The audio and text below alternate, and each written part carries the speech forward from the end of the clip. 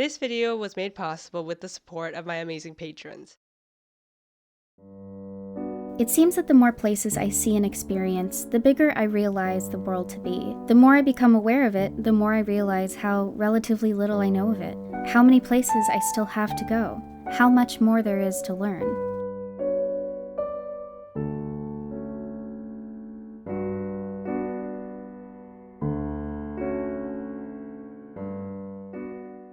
If it isn't already obvious, Americans are living in a vortex of entropy. From the giant Cybertrucks to the sheer amount of Blue Lives Matter flags, it's overwhelming. But I've become especially baffled about the food culture. I was puzzled on my last trip there when I was trying to recreate Brazilian food like white rice and beans to learn that many Americans that I know are averse to things like white rice, a staple not only in Brazil but throughout Latin America and Asia, a food that feeds billions of people a day, is given the side eye in the US because it has, and I quote, no nutritional value. And it's not just white rice. The fear many in the US have around bad foods like coffee and whole milk is just so strange to me. Even bananas get the side eye for having too much sugar. The worst part for me is that there's seemingly no self-awareness by the Americans, or should I say United Statesians, who make these comments. The same people who claim coffee is a diuretic and say white rice has no nutritional value, how could you eat that every day, then go on to eat neon purple pancakes at IHOP topped with whipped cream. And powdered energy drinks for gamers because coffee with whole milk is just too much apparently. And these same people also look up the Japanese culture where white rice is eaten even for breakfast. The jokes write themselves. It's just so perplexing to have these conversations because it shows how a lot of Americans so readily believe these giant generalizations. White rice has no nutritional value without an ounce of cultural knowledge. And I'm not saying white rice specifically is the most healthy food in the world, everything in moderation, but how can you just say that with your whole chest and then go on to eat purple and pink cotton candy ice cream at Dairy Queen? In my experience, I think it's because the US population is so inundated with propaganda that they don't even realize the lies they're being fed. Forgive my pun. Hence the vortex of entropy. It's like entering the Twilight Zone. To serve men, it's a cookbook. Both when it comes to the lobbying and promotion of sugary and fatty food, as well as a constant stream of new flavors that you must try, but also propaganda that the US is number one. We're doing things the right way, and everywhere else is backwards and primitive, especially countries in the global south and outside of the imperial core like Brazil, whose population eats rice, red meat, and coffee as part of their daily diets, all big no-nos in the US. Not to mention China and most of Asia, who eat white rice daily. And though coffee is consumed in the US, their coffee culture is very different when juxtaposed to the rest of the world, specifically in Brazil and parts of Europe, where having an afternoon espresso is not the norm for Americans who prefer to take their coffee watered down with half and half and syrup on the go. But still, many Americans look down upon the world with disdain from their city upon a sugar and dairy laden hill. The worst thing is that many actually believe that they are in the best country in the world and that the rest of the world has got it wrong. Even people that I know who aren't politically conservative are incurious about my life in Brazil and aren't interested in hearing about the food culture, arguably the easiest gateway to get to know a new place. It's almost as though they feel threatened by hearing an opposing perspective that could potentially shatter their worldview. If I told them most Brazilians live in straw huts and have to hide from monkeys and jaguars, they'd believe me. I showed someone I know a picture of Recife once and they thought it was Orlando. That's just bad geography. Orlando is nowhere near the coast, but that's beside the point. But to be fair, Americans do get a lot of shit. Rightfully so in most cases, we definitely deserve it, but when it comes to food, it's not all bad. It's not all corporate slop. There are distinct amazing food cultures in the US that we'll get into. And I don't think it's productive to blame individuals, even ones that I'm close to and would seemingly take an interest in my life, for not having a frame of reference when it comes to how other countries eat and market food. Especially when propaganda is so normalized in the US and traveling is so expensive, it's not feasible for millions of people to get out of that US bubble. However, I do think it's telling that a lot of Americans continue to have this air of superiority, that they're more advanced than anywhere else because they don't subsist on rice, sugary fruits, or beans. Actually, Indian monopoly is just like regular, except the money's in rupees. Instead of hotels, you build call centers. And when you pick a chance card, you might die of dysentery. Usually when people from the US view other cultures, it's either through the lens of romanticization, in the case of Japanese or French cuisine, or criminalization, when it comes to smelly Indian or Chinese dishes, or fatty and unhealthy Brazilian barbecue. Do you know at the Mumbai McDonald's you can't get a Big Mac? All you can get is the chicken Maharaja Mac. And in either scenario, the US viewpoint is always default, always the norm, that everything else is judged against. It gets even weirder when superfoods like cassava or mandioca and acai make it onto the US scene, because it's again the exotification of food from places that are still viewed as second best. Generally, many Americans have this view that America sucks, but it sure sucks less than the rest of the world, that makes these conversations so hard to have. And I just want to say here, I love sugar as much as the next person. I love Reese's peanut butter cups and those sugar cookies that are barely cooked with icing on them. But because of my own experiences in immigrating to Brazil 8 years ago, I've come to realize how effed up the food culture in the US is. Not only in that it brainwashes its citizens from staying away from white rice, an international and historical staple, but also how giant food conglomerates have taken over small businesses, hurt farmers, and have created a food market where businesses constantly have to push out new flavors and trends to keep consumers buying. In the US, food is viewed as a vehicle for maximizing profits. It's an industry built on both fear and excess, and not just in the US domestic market, but abroad as well, in order to increase the bottom line and uphold US imperialism and soft power. According to the Grist expose on the dairy industry, dairy companies are promoting pizza, which one executive called a strong carrier for US cheese in the Middle East and Asia. In Japan, Domino's launched a New Yorker pizza topped with a full kilogram of cheese and served with a packet of seaweed and maple syrup. The New Yorker was then subsequently rolled out in Taiwan. You want to live in Taiwan? And of course, it's not just the US and their food and beverage corporations who put profits before anything else. Most businesses around the world, from Brazil to Japan, no matter their product, do that. That's what businesses do, focus on making money. But I think it's especially insidious when it comes to the US, a country whose population is very removed from the rest of the world, but yet also has a huge hand in shaping other countries' politics, and in this case, the food landscape. The US is a country that has penetrated most international food markets. They have made Coca-Cola a household name, McDonald's Happy Meals and their toys synonymous with childhood, and KFC a Christmas must-have in Japan. In the end, the US is still a global food superpower. So in this video, that's what I want to talk about. Why are many Americans ignorant to their own food propaganda, and how it has to do with Ronald Reagan, and how that food propaganda has spread to the rest of the world as a way to uphold US imperialism. And lastly, we'll talk about the global consequences of food propaganda from the US. And before we dive in, I just want to take a moment and say that the more I wrote this script, the more I thought about Anthony Bourdain and how as an American he worked to encourage people in the US to look outside their bubble, and not in a way for people to gawk at other cultures, but to help understand and learn from them. He fought with CNN to air his episode discussing Palestinian food and culture, for example. He visited countless other places that are unknown, forgive my pun, to the US, like Iran and Vietnam, as well as highlighted Native American cuisine. He was a big proponent of empathy and exploration and seeing people for who they are, as well as recognizing when to shut up and be humble. And I hope we as Americans can continue to learn from him. And I just want to say also before we start the video that these are all my opinions and thoughts based on the research I've done. I don't know everything, so if I left anything out or you want to add anything, please feel free to comment down below. So without further ado, let's go. Trying the most expensive items I can find at Erewhon. $14 water. I ended up spending $112 on 4 items. Showing you our midweek grocery haul. Clickbait. Pork rinds. Let's go! Veggie straws. How to make good use of the $5 coupon at Dollar General to get a week of food for around $21. First thing we're going to buy is a 2-pound bag of flour for $1.25.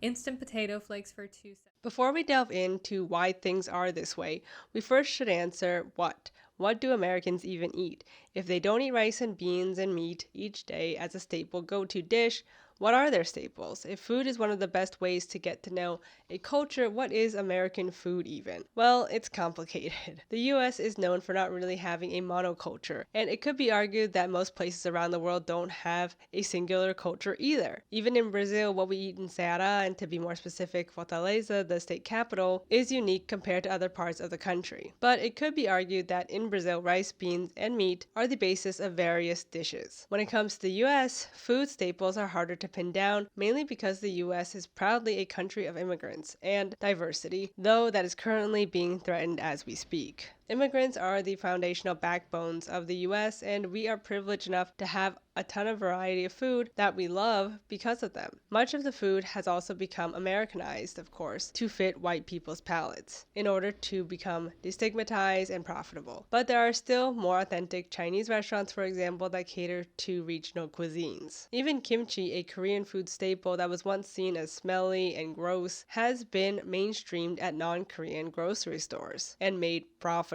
There's also Indian food, Mexican food, Italian food, Thai food, Jewish delis and restaurants specializing in Ashkenazi Jewish cuisine, halal trucks, falafel places, Russian bakeries, sushi restaurants, you name it, we've got it. You could literally have a different dish every night, and this isn't just the case in cities, though there's more variety there. But even in smaller suburbs, there's many different types of food to be had, even in majority white towns. I think it's also important to note that as much as we are a country of immigrants, we're also a country on stolen land that has not integrated Native American cuisine into daily life. And this, of course, is a loaded statement, as there are hundreds of tribes in the US with their own unique cultures and food histories. But generally, one of the only foods that's been adopted by white Americans is corn. But we've also changed it to the preferences of white colonists, aka making it uniformly yellow when corn can come in a variety of colors and sizes. In comparison, Brazil has its own genocidal history of the Portuguese murdering indigenous people, but has also integrated a lot of their food into Brazilian food. Tapioca, açaí, mandioca, and pirão, just to name a few. That's not to say that indigenous people in Brazil are treated any better, but the intermixing of cultures in Brazilian cuisine is more readily apparent and less divided than, say, in the US. You know, the place that inspired Hitler to be even more racist.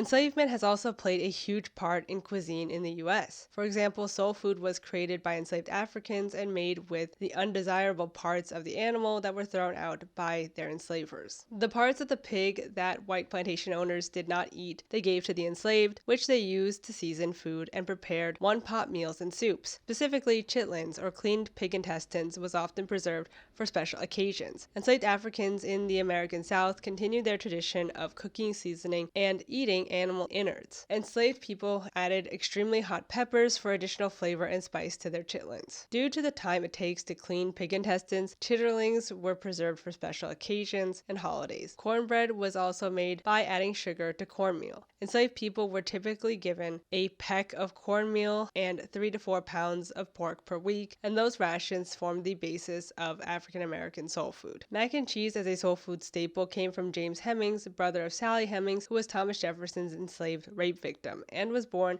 enslaved in colonial Virginia, and was the head chef for Jefferson. If you didn't know, Thomas Jefferson was fucked up. But anyway, Hemings combined African, French, and Native American food traditions. While enslaved, Hemings traveled to Paris, France with Jefferson, where he trained under French chefs and learned how to make macaroni pie, today called macaroni and cheese. It later became a common side item in soul food dishes in black communities. Mac and cheese is loved by everyone today in the US and is seen as an American dish. It also has been corporatized and adopted by the dairy lobby, but we'll get into that later. So overall, the US has a diverse food culture, but what about when you want to make something at home? What do people eat on a daily basis? Well, it depends on how you grow up and your family background. If you're growing up in an immigrant household, chances are you'll eat differently than a white American. You might go to specialty grocery stores to get ingredients you can't find at Stop and Shop, and even celebrate different holidays with traditional foods. But let's talk about the average American diet. When it comes to white Americans, and let's be honest,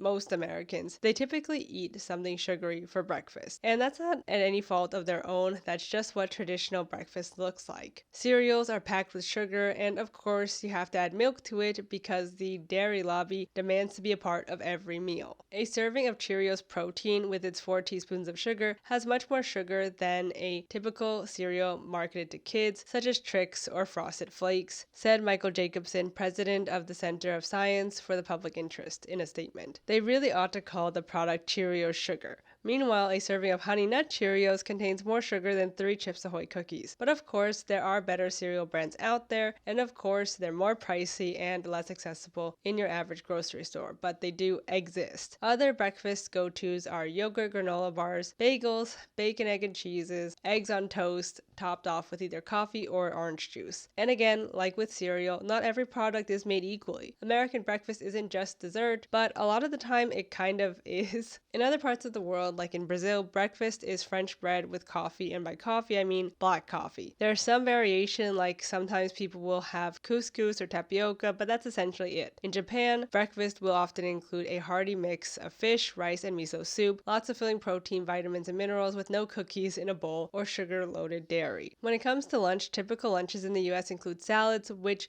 vary in their ingredients but are essentially a lettuce or spinach base with some other vegetables thrown in, like cherry tomatoes and carrots, and then a protein. Wraps and sandwiches also look like this, vegetables with protein inside. Again, results vary depending on your preferences and where you live. There's of course the typical and classic PB&J, ham and cheese, tuna salad, egg salad, but you can really put anything on your sandwich or in your wrap. Lastly, for their largest meal of the day, dinner, they typically eat potatoes of some sort, maybe pasta, a vegetable or side salad, and some sort of protein, usually chicken, but of course not always. Americans like to eat their biggest meal at the end of the day, unlike in other parts of the world where lunch is the biggest meal of the day and dinner is lighter. This is mainly because Americans have to eat really fast, and they typically eat cold lunches because they don't get big lunch breaks and they're always on the go somewhere. Hence the need for coffee to be portable. No sitting down for you. Many of them are constantly on the go and overworked, underpaid, and tired, which makes it hard to cook fresh meals for lunch. And by the end of the day, for dinner, it's just too tiring after an hour commute in traffic. On the other hand, in many other parts of the world, they work even longer hours than in the US. Like in Brazil, for example, the work week is 44 hours, but they still eat their biggest meal during lunchtime. Usually a quentinha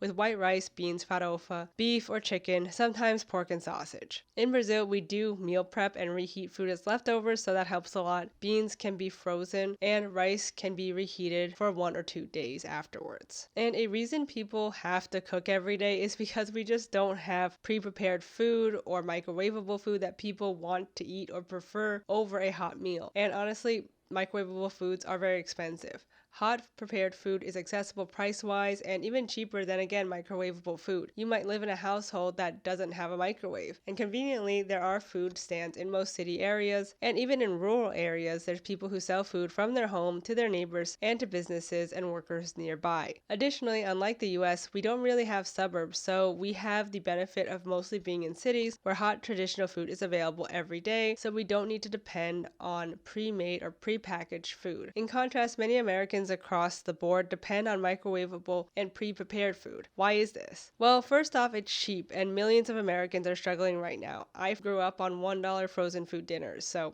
there's that. We also tend to live in suburbs or even food deserts where hot, freshly cooked food is not available daily, at least for cheap. According to the Food Empowerment Project, in suburban and rural areas, public transportation is either very limited or unavailable, with supermarkets often miles away from people's homes. The other defining characteristic of food deserts is socioeconomic. That is, they are mostly commonly found in Black and brown communities and low-income areas where many people don't have cars. Studies have found that wealthy districts have 3 times as many supermarkets as poor ones, and that white neighborhoods contain an average of 4 times as many supermarkets as predominantly Black ones do, and that grocery stores in African American communities are usually smaller with less selection. For instance, according to a report prepared for Congress by the Economic Research Service of the U.S. Department of Agriculture done in 2009, about 2.3 million people, or 2.2% of all U.S. households, live more than 1 mile away from a supermarket and do not own a car. Even city dwellers in the U.S. are being hit hard when it comes to the cost of hot, freshly cooked food. Part of mayoral candidate Zoran Mamdani's campaign message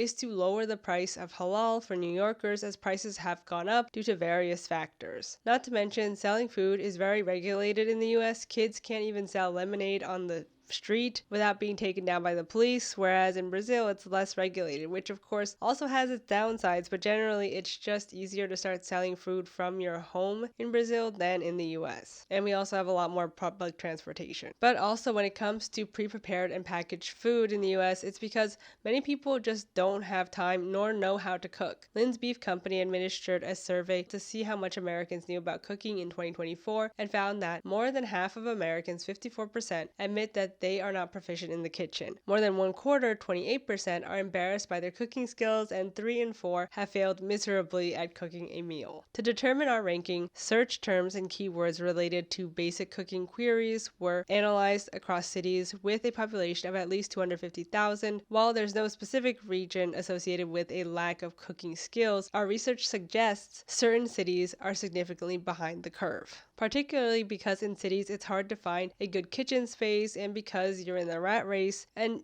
you just don't have time to cook. Additionally, to-go coffee cups are a New York City staple. People just don't have time to sit and enjoy an espresso on the sidewalk. And honestly, part of living in the US is that you always need to be working or hustling or doing something. People are afraid of being called lazy, which of course is a product of xenophobia and racism that works to uphold capitalism. We're not lazy immigrants or those snooty Europeans sipping coffee at their cafes. We're hardworking Americans. We love to work. And it was actually Lawrence Llewellyn of Boston who invented the Dixie cup, the first disposable cup that would later become the model for the to-go cup. To-go products, prepackaged meals, microwavable food is just not a thing, at least here in Brazil yet. It exists, but it's not very popular. I know it is popular in other parts of the world aside from the US, but it was a culture shock for me in 2017 going to Brazilian grocery stores and there not being a huge pre-prepared food aisle or a lot of microwavable food options. There also isn't a refrigerated milk section in Brazil, but more on that later. There are Brazilian fast food restaurants and chains with frozen products that they heat up and sell at the mall like calzone, but they're not consumed on a daily basis like frozen dinners you make at home in the US. In Brazil, cooking rice, beans, pasta, french fries, ground meat, and fruit juice is common knowledge, and it's also fairly easy to learn how to make. A lot of it is just frying things in oil. Again, it's not the healthiest. You can use olive oil, but most people use soybean oil. But it's filling and tasty, and again, if you don't have a giant portion of it,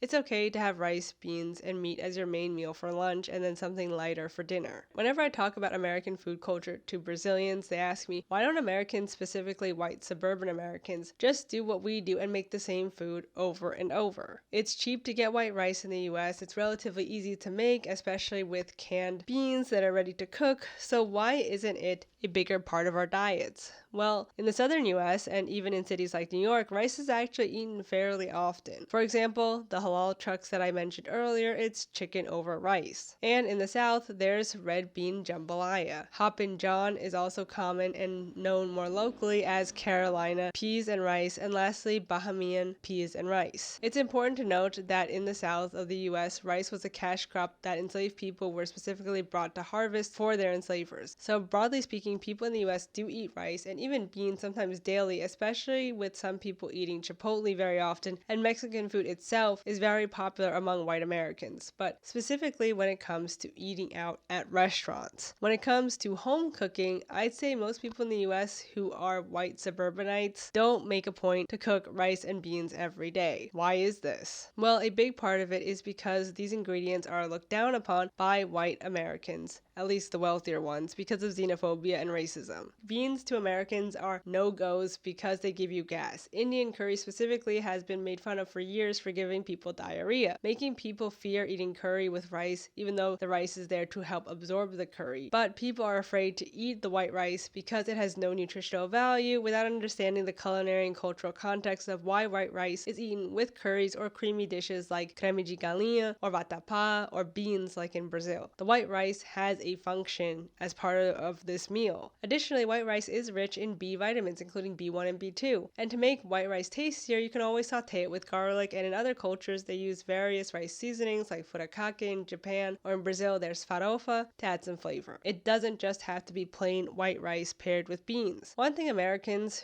who know how to cook love to do is meal prep. They like to prepare their meals ahead of time for the week and reheat them as they go. A common meal prep go-to is chicken and some sort of carb, maybe brown rice, and roasted vegetables or some pasta and sauce, and there you go. And though brown rice does exist in Brazil, white rice is what is more commonly served, but it does exist. The same with brown sugar and whole wheat pasta. Part of the negative feelings about white rice is that even though it's a crop that's part of the US's history, because it's eaten so much by other groups, specifically by people in the global south and even in black and brown communities in the US, it's given this narrative that it's fatty and bad for you, when, like I just discussed, that's not the whole story, but that is the story of white supremacy. India, and Punjab in particular, that's a place that I could happily eat vegetarian for quite some time without really noticing it, and just enjoy it. The food's so proudly prepared, the textures are varied, it's colorful, it's spicy, it's delicious.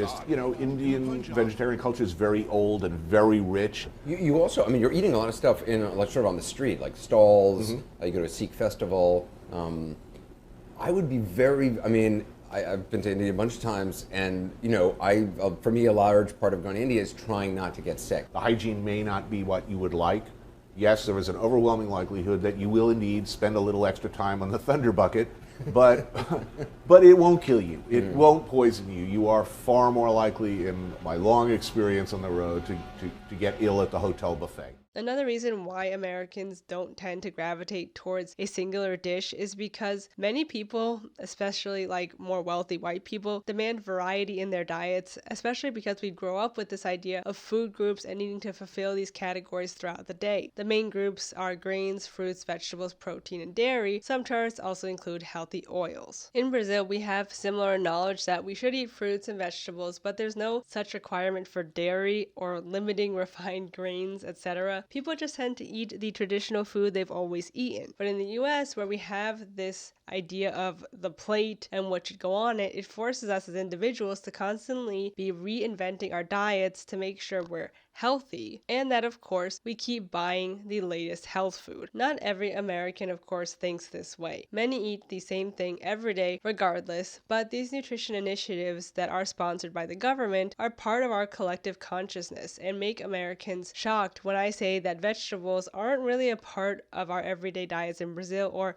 make a plate complete. There are vegetables, of course, and people consume them on the side. It's encouraged for children naturally, but it's really not something that makes a meal like white rice does. And of course, in the US, it's totally different. I grew up eating a side of corn, string beans, or broccoli, or Brussels sprouts, or raw carrots as like a must. But bags of baby carrots for kids is just not a thing that I've personally seen. What I have seen is vegetables being mixed up into soups or chopped up in vinaigrette, but not as like a standalone thing. People don't consider a bowl of lettuce with toppings to be a meal either, especially since it's served cold. Part of US food propaganda is that there's this constant onus on the consumer to eat healthy and choose the healthier option. There's a million articles from the New York Times about how healthy is X for you. Recently, there was one about zucchinis. Like, really, who was doubting that zucchinis were unhealthy? But in reality, any food in moderation is fine, and what we should really be asking is who's making this food so unhealthy. It's this illusion of choice and constant competition, even when it comes to food, that really grinds my gears. Don't eat our white rice brand, eat our brown rice brand instead. It's the same strategy companies use with pink and blue toys. If they make a competing product, profits will go up. That's all it is. But it creates this insecurity in the consumer that you could be making the wrong choice. You chose the wrong rice, jackass. When in reality,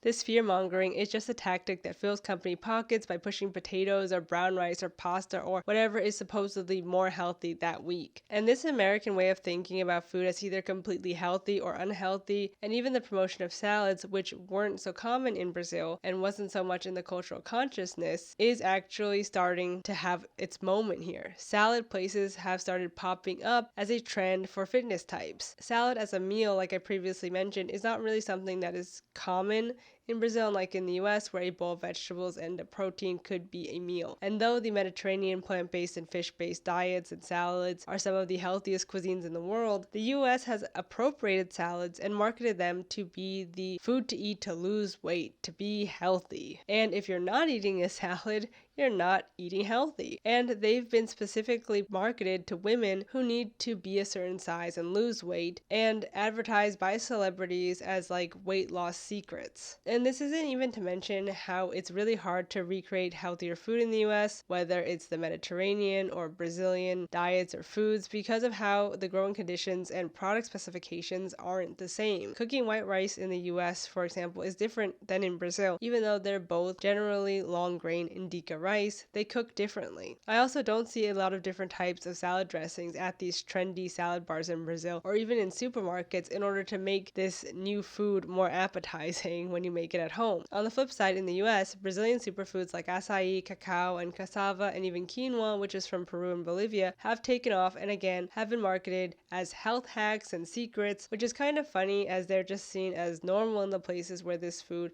originated from. But it's also kind of insidious that when wealthy celebrities or companies find a superfood, they're seen as trendsetters and health hackers, but that cultural clout doesn't help people in Brazil, for example, be seen in a better light by the imperial court. It's just something to be extracted and exploited. And I honestly find the whole salad craze in Brazil a bit concerning, because it then juxtaposes Brazilian food as unhealthy and embraces this toxic idea of healthy versus unhealthy food, or food as good or bad, when we shouldn't see food in that light. It also posits salad, the Americanized version from the US, not the Mediterranean version, as superior to Brazilian food, which sucks, but is sadly very common in Brazil, as much of the Brazilian population looks up to the US culturally and has been inundated with pro-US propaganda for years, though many have come to be more critical of the US empire. Brazil is also known for its complexo vira-lata, which basically is an inferiority complex that is common in the Brazilian consciousness that deems everything from Brazil as less than. But it sucks how now it's even penetrated the food market, something that Brazilians are very proud of. In Brazil, McDonald's and KFC and other American fast food brands have also seen major success, but it hurts a little bit more when it's salads, because then it's like posturing as something healthier or better than what people are already normally eating, like rice and beans, and something that is culturally specific to the country. Fast food taking off, sadly, isn't anything new and is insidious for its own reasons, but this salad thing just really bothers me because it's a symptom of US imperialism and the unhealthy US mindset when it comes to viewing food. In the US, the food you eat is all or nothing. You're either picking out or indulging yourself, or you're on a cleanse where you only eat salads. Not to mention, it's extremely hard to have a balanced diet in the US, like we'll talk about later, where most people don't even have time to cook or learn how to cook, when portion sizes are out of control, and when many people now live in food deserts, and when the dairy and sugar lobbies are trying to stick their products in everything we eat. It's truly hard to eat well in the US, but in Brazil, where we have fresh fruit, fresh eggs that don't need refrigeration, butter that doesn't need to be refrigerated, fresh honey, fresh beans, milk that is real milk, that isn't meant to last a week, and that isn't watered down to be less fat, we don't need Americanized salads. But now that mindset is being brought here, where they're subtly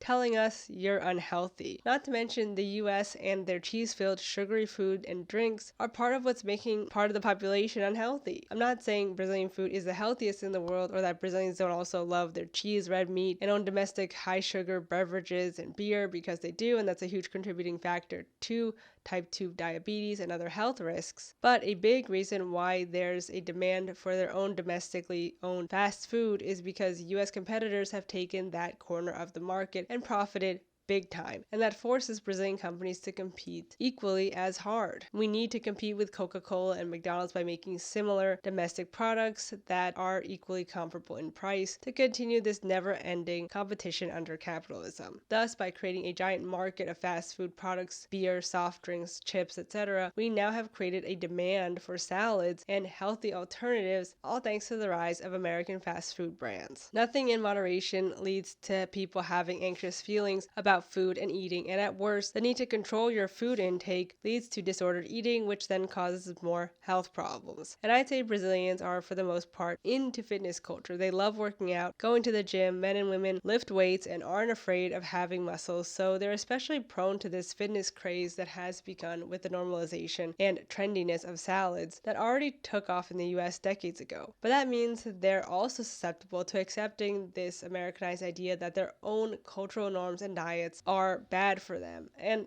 I personally don't like that.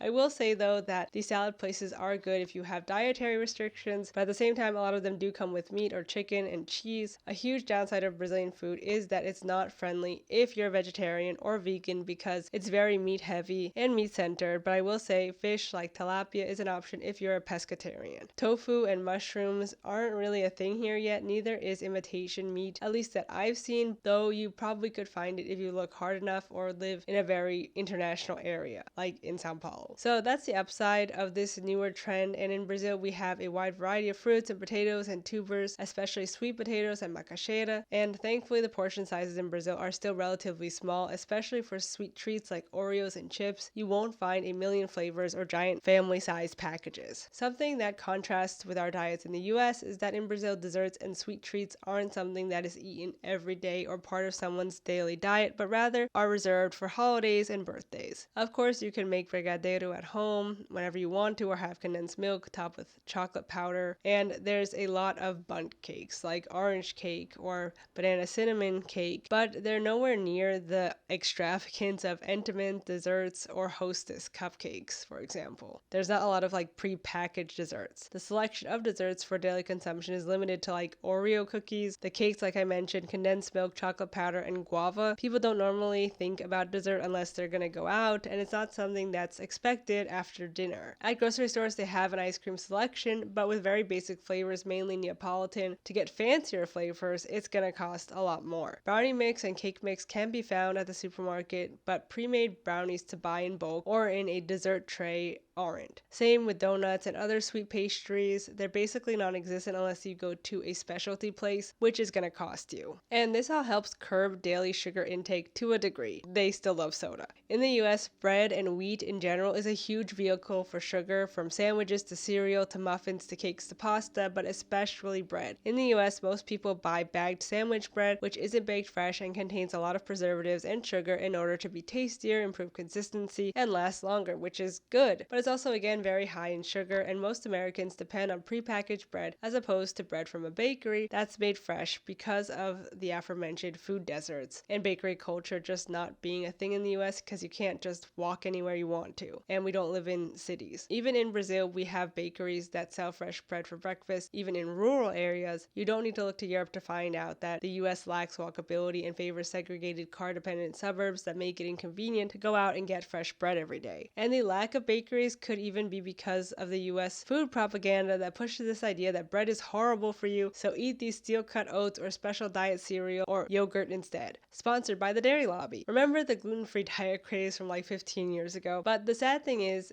that in the end, US bread is higher in gluten and sugar compared to their European counterparts, so there is some basis to limiting bread intake in the US. According to the US Department of Agriculture, hard red winter wheat, or HRW, accounts for about 40% of total US wheat production and is grown primarily in the Great Plains, northern Texas through Montana. HRW is principally used to make bread flour, and hard red wheat has more gluten than soft wheat, which is what is grown in Europe, leading to some Europeans having gluten intolerance when they go to the US. When it comes to high fructose corn syrup, soda is mainly the sweet thing that people eat with their food in Brazil, and any extra sweet treat is reserved for weekends, but of course it depends on the person. But generally, more decadent desserts like cookies, brownies, etc. are for wealthy people, because most people can't go throwing away money for non-essential food like desserts. Whereas in the US, dessert and sweet treats are part of someone's diet because they are so cheap and accessible. In the US supermarkets, we have a huge pastry and bakery section, but not necessarily filled with freshly baked soft wheat bread, but rather with sugary pastries, which I do honestly really enjoy and miss. But I'm also glad that danishes, coffee cakes, muffins, etc. are not as pervasive in Brazil because they are high in sugar, come in huge portions, portions, and they don't really have any nutritional value. But you will find giant-ass Coca-Cola bottles, so it's a give and take. Coke Zero is really popular here, but just because it's 0 calories doesn't make it more nutritious, and it still has a bunch of caffeine. And speaking of caffeine, to-go coffee still isn't really a thing in Fortaleza or Ceará. Starbucks tried to open here but failed. I think it might be at the airport, but I'm not sure. Most Brazilians aren't used to iced coffee with ice cubes in it, nor coffee with heavy cream or milk, which is a staple in the US. Coffee culture in the US is basically either Dunkin' or the Bucks, and all of them, of course, push dairy-filled drinks with creams, milks, and of course sugary syrups. In Brazil, it's just coffee with sugar, and if you're really adventurous, milk, and it's usually very small. Coffee places also usually serve cappuccino and hot chocolate, but that's about it. It's a very small selection. Flavor variety is a lot smaller than in the US, where there's seasonal drinks and new flavor tie-ins with movies or celebrities. What's most interesting to me is that these big coffee chains love to water down and add flavors to their coffee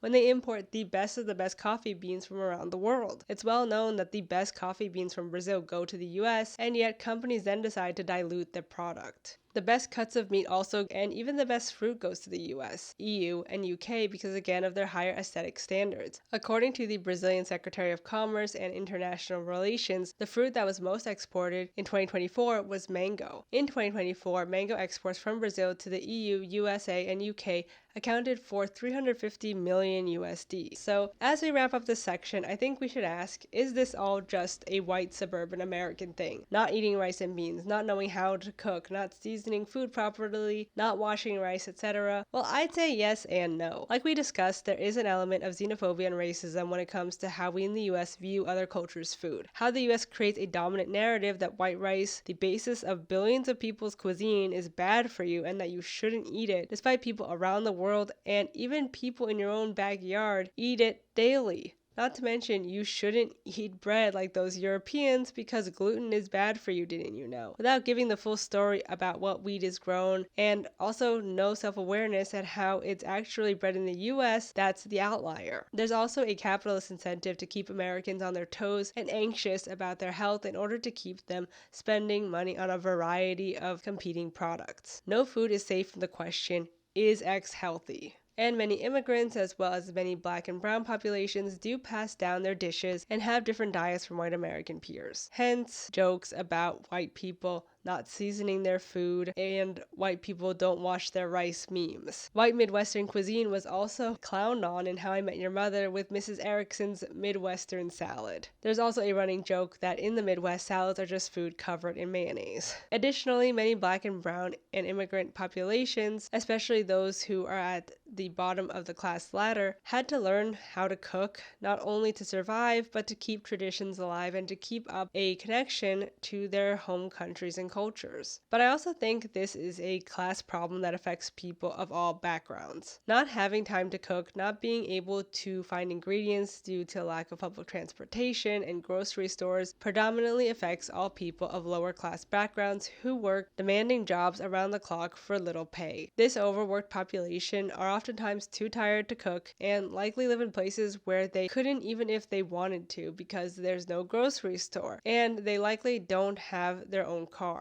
And the majority of people who are in the lower class are also immigrants and black and brown folks who depend on cheap frozen meals that are more accessible price-wise, faster to make, but are also less nutritious than cooking your own food. So in the end, though the aversion of more exotic food, aka food from more exploited parts of the world, being looked down upon by many Americans may be a white person thing, the larger fact is that millions of Americans just don't have time, resources, or access to cook hot, fresh food every day. According to the study entitled Multidisciplinary Approaches to Address Food Insecurity and Nutrition Among Youth and Their Families, in 2017, the likelihood of being food insecure in the U.S. was 22% for Latinos, 26% for African Americans, and 10% for whites. There's a real crisis when it comes to being able to eat well in the U.S. because of class and racial segregation in all parts of the country that separate the haves, the well-off white people, from the have-nots, everyone else. But it's especially bad in inner city and rural areas that are systemically exploited by billion-dollar corporations regulations in order to move product, particularly food that's high in dairy and added sugar and high fructose corn syrup, or cheap wheat products from sliced bread to sugary prepackaged dessert brands filled again with sugar. So, how did it get this bad? Well, let's talk about it. How is it that an estimated 53.6 million people, or 17% of the US population, live in tracts that are low income and low access and are more than 1/2 mile or 10 miles from the nearest supermarket? How did we become a nation of food deserts, either in urban or rural areas? Well, there are multiple theories, but the main one is, of course, white flight. During the 70s and 80s, many upper-class white Americans fled urban areas for the suburbs and took the supermarkets with them. Additionally, supermarkets were wary to open in low-income neighborhoods with high crime rates. Larger megastores have opened up in these areas like Walmart, but also closed smaller grocery operations and food stores because they can't compete with big box stores, leaving the area with only one megastore that gets all of the town's business. And of course, like we mentioned before, lack of public transportation and car access makes trips to the big box store hard, leaving inhabitants with very few options aside from convenience stores to buy from. In New York City, there has been a healthy bodega initiative since 2012, which was a start. According to this article from the American Journal of Public Health, the percentage of customers surveyed who purchased items for which we promoted a healthier option, low sodium canned goods, low fat milk, whole grain bread, healthier snacks, and sandwiches, increased from 5% to 16%. Corner stores are important vehicles for access to healthy foods. The approach described here achieved improvements in participating corner stores and in some consumer purchases, and may be a useful model for other locales. But still, the food swamp persists. A food swamp is an area, usually a lower-class inner-city neighborhood, with vulnerable residents that has a disproportionate number of fast food restaurants to grocery stores. So why is this such a common problem? Well, aside from corporate interests like big megastores like Walmart and fast food chains like Chick-fil-A, Checkers, McDonald's, etc., and others preying on obviously vulnerable populations, we have to talk about the dairy and sugar lobby that work to keep Americans, specifically poor Americans, consuming their products, either at the local fast food joint or even at school. Enter the sugar and dairy lobby. The sugar lobby has been around a bit longer than the dairy lobby, so let's start there. In 2016, it was discovered by the JAMA International Medicine Network that in the 60s, sugar corporations in the US paid researchers to downplay the effects of sugar's role in heart disease and to point the problem to fat, in order to take the blame away from their industry and products. The article draws on internal documents to show that an industry group called the Sugar Research Foundation wanted to refute concerns about sugar's possible role in heart disease. The SRF then sponsored research by Harvard scientists that did just that. The result was published in the New England Journal of Medicine in 1967 with no disclosure of the sugar industry funding. And guess what? One of the members of the Harvard research team was also part of the SRF board. But in the end, it worked. Though there are low sugar options and artificial sweeteners today with less calories, most people still point to low fat diets and low carb diets to lose weight, and not necessarily low sugar diets unless you have a health problem like diabetes. I will say it's great that there has been a shift to low sugar products, but sugar is still able to have a hand in most of what we eat, like the aforementioned bread and wheat, but also in milk and dairy products, soft drinks and pastries, desserts, etc. In 2019, the dessert lobby specifically spent over $1 million in influencing the government. They're primarily represented by Ballard Partners, a lobbying firm based in Florida. In 2019, $23 million was the total spend on crop production and basic processing lobbying in DC. The crop production industry includes sugar, fruit, vegetables, cotton, grain, soybeans, honey, rice, and peanuts. Tobacco, however, is profiled separately. Crop producers have long favored the GOP, and it never was that more evident than in the 2012 election, when 72% of the industry's donations, nearly $19 million, went to Republicans. That was an 82% increase from 2008. The sugar industry has played a major role, with American Crystal Sugar topping the list of industry donors. Its PAC sent $2.2 million to candidates, parties, and leadership PACs in the 2012 cycle. Sugar giant FlowSun Inc. and the American Sugar Cane League also gave significantly donated donating almost $1 million and $330,000 respectively. In 2024, a total of $32 million was spent on lobbying for crop production and basic processing. Corn refineries, the ones who make high fructose corn syrup, have also donated significantly. The CRA, or Corn Refiners Association, donated almost $1 million to this $32 million. The U.S. government favoring corn and sugar through large subsidies has gotten to be such a big problem that even Republicans and pro-Trumpers at the Heritage Foundation of all places have started complaining about it. One writer wrote in February of 2025, "Without big sugar's monopoly, farmland currently devoted to sugar could be shifted to more productive uses. American consumers and businesses would save billions of dollars otherwise eaten up by sugar subsidies and tariffs. The biggest contributors to America's health crisis would suffer a severe blow. It's time for policymakers to stop protecting big sugar and start protecting Americans instead." Yeah, as if they care, Jan. So the power of large sugar and corn manufacturers in government is one of the main reasons why people in the US eat so much sugar, why prepackaged desserts are so common, why cereals and breads are so sugary, and how it gets into everything, even when we don't want it to be. Not to mention, portion sizes in the US are huge in order to fill everything to the brim, so the corporations can make more money by selling more sugar, even when we don't finish what we've already bought. They've already received their payday, so who cares if we can't eat it all? The Sugar Association started in the 40s to protect farmers and their product, to show solidarity that no matter what entity they represent, they'll work to promote their food product. Which in theory could work, but because these are private businesses with personal business interests, their research and promotional practices cannot be trusted. And of course, at the end of the day, who benefits the most from this association? The largest sugar monopolies, and not small farmers or struggling businesses. So what does this have to do with Ronald Reagan? Well, now it's time to talk about dairy. The dairy lobby, and more specifically the Dairy Promotion Program, or National Dairy Checkoff Program, to promote the production, promotion, and research of dairy, didn't start until 1983, during Reagan's first term, where he championed deregulation of big businesses and laissez-faire economics. So in 1983, the Dairy Checkoff Program started, in which all dairy farmers in the 48 contiguous states then had the option to check off a box, if you will, and donate a portion of their harvest to this program that would in theory help the promotion of dairy and boost their own bottom lines. Ever since Congress passed the Dairy Act in the 80s, farmers have been required to pay 15 cents per 100 weight of milk, equivalent to a little less than 12 gallons, towards industry promotion programs overseen by the USDA. 10 cents is sent to local promotional entities, and the remaining 5 cents is given to the National Dairy Board, which promotes all dairy products. Eggs have their own $20 million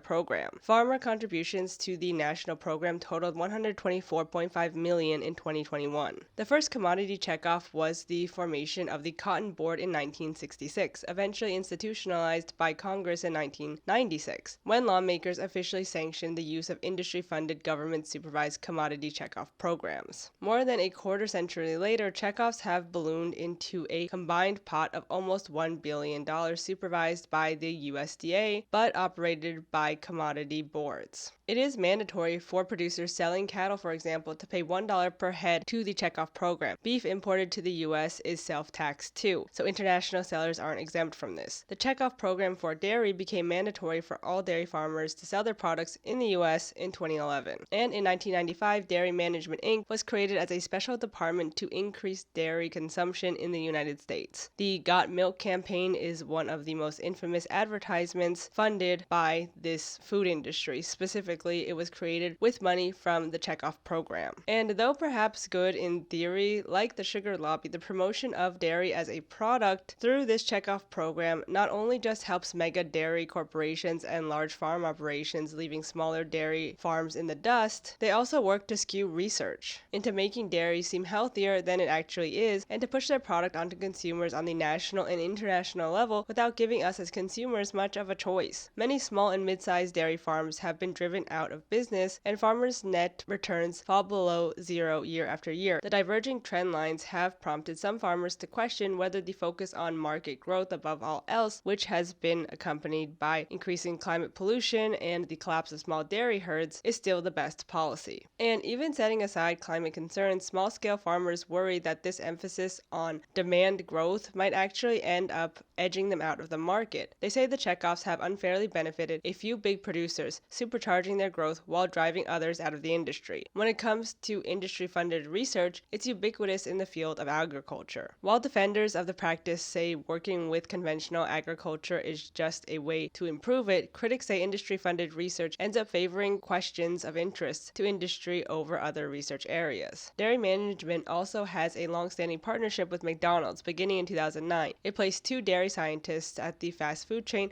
to help incorporate more dairy into the menu. Less than a decade later, 4 in 5 McDonald's menu items contain dairy. The Dairy Checkoff program has increased flavored milk being sold and distributed in school lunches. It promotes flavored milk and flavored milk companies, advertising chocolate milk has muscles and raise your hand for chocolate milk. The Dairy Checkoff also supports Fuel Up, which is a partnership between the NFL and schools to teach kids to get active and choose food options such as yogurt and other dairy products. Here's what Stanford nutrition scientist Christopher Gardner says about milk and how much we need it compared to other options in other countries. Most of us grew up believing that milk is important for children to build strong bones and for the elderly to prevent osteoporosis. But milk, a good source of calcium, isn't necessarily the most critical factor for bone health. There are countries like Japan and India where the population is predominantly lactose intolerant, where milk intake is low and hip fractures are also low. But many of those cultures do more weight-bearing activities than Americans. It's better to be physically active than drink milk as a way to strengthen your bones. Studies have also shown that drinking milk can improve your bone density, but whether it helps prevent bone fractures is debatable, he added. But don't young kids need milk? According to Gardner, it depends on what kind of milk. Breast milk is incredibly important, but cow's milk isn't, he said. This myth goes way back to before the food pyramid, when the National Dairy Council offered to provide nutrition material to schools for free. And in all those materials, they said that you need multiple servings of dairy every day for a healthy diet. That was never agreed on. A lot of people are lactose intolerant, and you don't need it. Domestically, there are still some fast food menu items that haven't yet been topped with a slice of American cheese or shaken with milk. In a 2022 blog post, Dairy Management Inc. Chair Marilyn Hershey pointed out that 80% of the 2 billion chicken sandwiches sold in the U.S. each year do not contain a slice of cheese. The checkoff, she wrote, was engaging with Chick-fil-A, Raising Cane's, and McDonald's to change that. Honestly, after researching this, I can't look at milkshakes, pizza days, or pizza bagels in school, or even like chocolate milk in school the same way ever again. In Brazil, milkshakes and soft-serve ice cream, as well as powdered milk and condensed milk and creme de leche, is how we get our dairy fix, not to mention coagulated and cheddar cheese. But when it comes to American pizzas and burgers, yeah, they're all topped with cheese. Requeijão and catupiry, Brazilian cheeses, are people's favorite toppings. So yeah, Brazil is a great market for dairy, especially with milkshakes, pizza, sandwiches, etc. When it comes to dollars and cents, the dairy lobby donated $3 million, almost $4 million to the government. 70% went to Republicans. The dairy industry includes dairy farmers and manufacturers, including Land O'Lakes and Dairy Farmers of America, a national milk marketing cooperative. Groups in the industry focus on protecting American farmers, as well as lobbying to keep dairy products on grocery shelves and in schools across the country. Individuals and PACs associated with the dairy industry made $5.1 million in federal contributions during the 2020 election cycle. Most of that money went to Republicans, as it has for the past 20 years. Land O'Lakes is a perennial top contributor in the dairy industry. During the 2020 cycle, individuals associated with the company gave around $387,000 split fairly between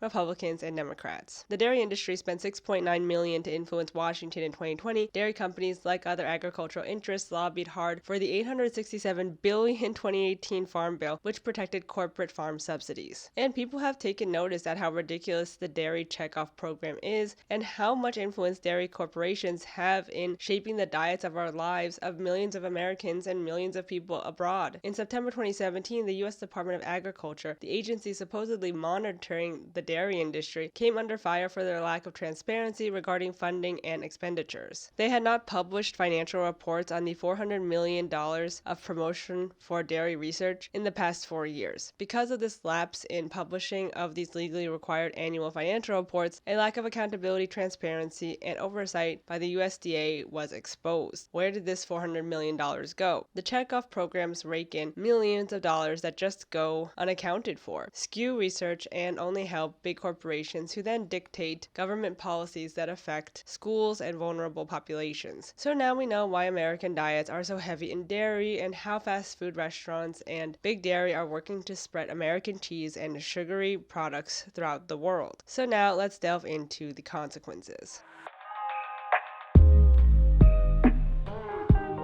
One of the biggest dairy stories isn't even about the Got Milk campaign, which was a result of the dairyfication of the US. It's government cheese, which even predates Reagan. So during the 1970s, there was a shortage of dairy products, and in response to this dairy shortage and a 30% inflation on dairy products, the government intervened, resulting in prices falling drastically. So in 1977, then President Jimmy Carter decided to pour money into the dairy industry to motivate production and alleviate the crisis. The government set a new policy to subsidize dairy, providing $2 billion to the industry over the next 4 years. While this plan was welcome to dairy farmers, it also primed them for overproduction, hence a giant surplus of cheese. Though government cheese had been a staple in military kitchens during World War II and then introduced to schools in the 1950s, as well as regulated by the government and given to food banks, churches, and people on Social Security as a welfare benefit, there was never this much of it. And frankly, government cheese isn't very nutritious. It's high in sodium and it's heavily processed. Part of the cheapness of the government cheese is because it's going to undeserving communities that mooch off the government, so who cares if it sucks? But anyway, this surplus led to Ronald Reagan enacting public distribution of the government cheese in 1981.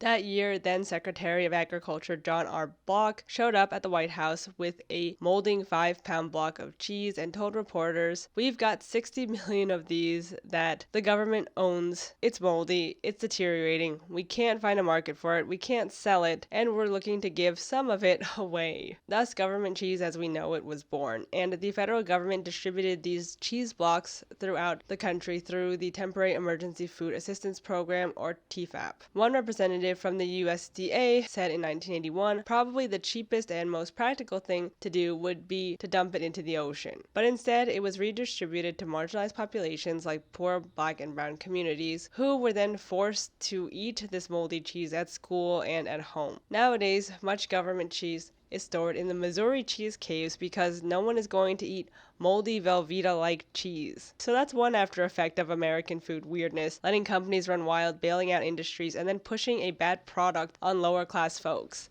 The American way. One other consequence of American food propaganda is, of course, as we've discussed, the Americanization of the global food market, pushing American soda with high fructose corn syrup on the international population, along with KFC, Pizza Hut, and Burger King, and positioning them as the best simply because they're American. In Brazil specifically, McDonald's isn't cheap, and eating it is a sign that you have money, even though the food is essentially made from cardboard. Though I do think the US as a country is being side-eyed more and critiqued more around the world for obvious reasons, the corporations and products aren't as much because they've become part of or adopted into the countries they've infiltrated, like KFC in Japan and Coca-Cola in Brazil. It's just part of the national diet, and it's hard to let those things go. And there's nothing wrong with cultural exchanges, but these are exchanges dictated by American corporations only looking to get richer and find a new market to push their slop onto, who are selling very dubious products like food covered in processed cheese and filled to the brim